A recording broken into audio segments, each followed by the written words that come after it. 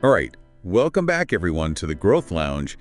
For this deep dive, I'm really pumped. We're talking about something that's, well, kind of mysterious, It right? really is. That inner voice thing, that gut feeling. Like, how do we even begin to explain that? And more importantly, how do we actually learn to trust it?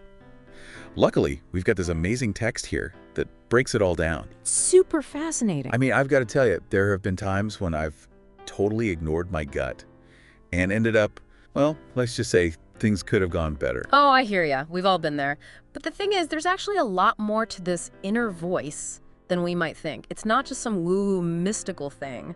There's actual science behind it. Really?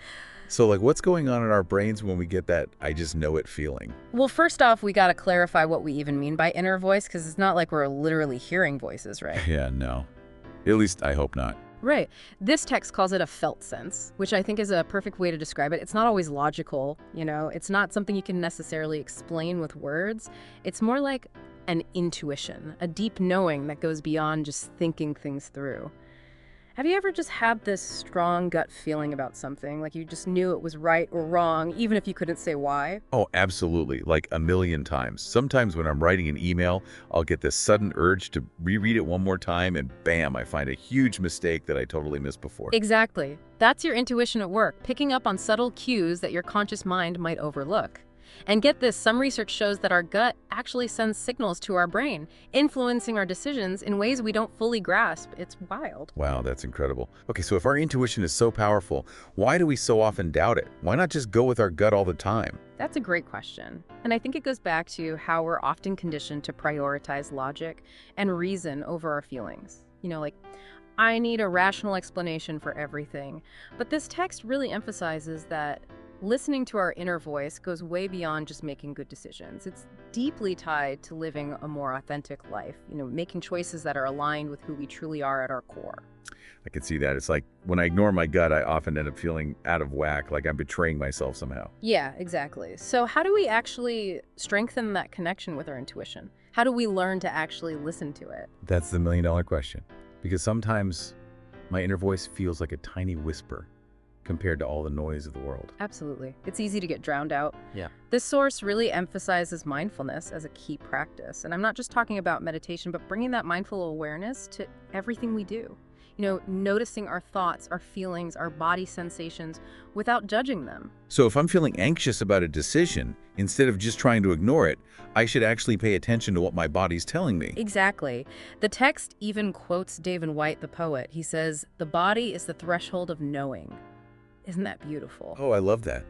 But how do we know if it's really our intuition speaking or just, indigestion? Right. It's all about discernment. This text offers some really helpful tips on how to distinguish between true intuition and just random thoughts or fears.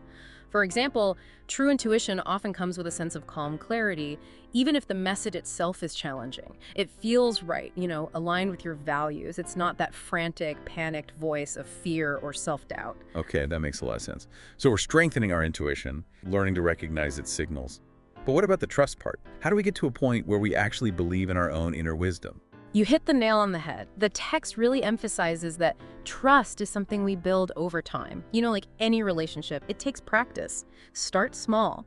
Pay attention to those little nudges, those gut feelings, and see where they lead. Don't expect to get it right every time. It's all a learning process. But every time you follow your gut and it leads you somewhere good, it reinforces that trust. This has been so insightful. I'm definitely feeling inspired to pay more attention to my own intuition.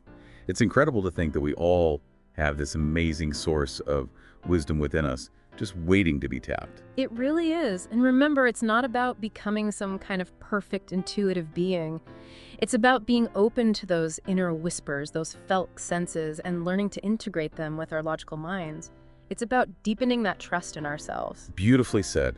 I hope everyone listening feels empowered to start exploring their own inner wisdom. And remember, this is a lifelong journey. You're going to stumble, you're going to learn, and that's all part of the process. Exactly. It's about the journey.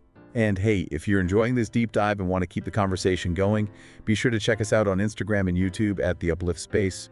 We're always sharing more insights and tips on personal growth and well-being. And don't forget to subscribe to The Growth Lounge on Spotify so you never miss an episode. Thanks for tuning in, everyone. See you next time.